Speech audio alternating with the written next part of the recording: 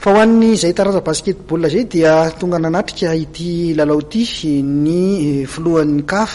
de basketball zany filohan'ny CAF eo amin'ny baolina kitra zay nijery ny lalao famarana teo ihany koa Ramatoa Rosa Rakotomanga talehan'ny fantanjahantena eto Madagasikara nijery ny fahitany zay fizotry ny lalao sy ny famarana ny basketball izay izy na mitity ariva ity.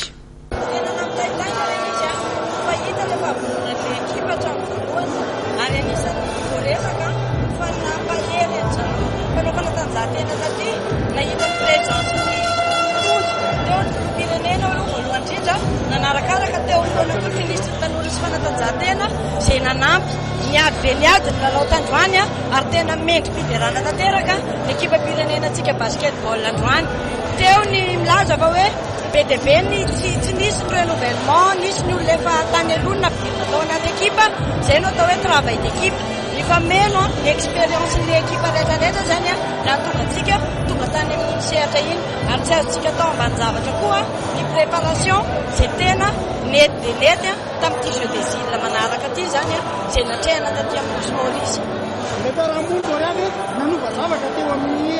ekipa pirenena malagasy na amin'ny tena nanova satria miaraka misakafo daholo ny ankizy, mifanerasera ny ankizy, afaka mifanome vokatra ary afaka mifankahery ary indrindrandrindra tafaraka teny daholo na ny tantana na ny mpitondra na ny mpilalao ary indrindrandrindra teo koa ianareo mpanao gazety zay isanandro nakahery an'ireo mpanao fanatanjahantena zay mbola amerenana fisaorana ary mbola avery fa fisaorana ngeza be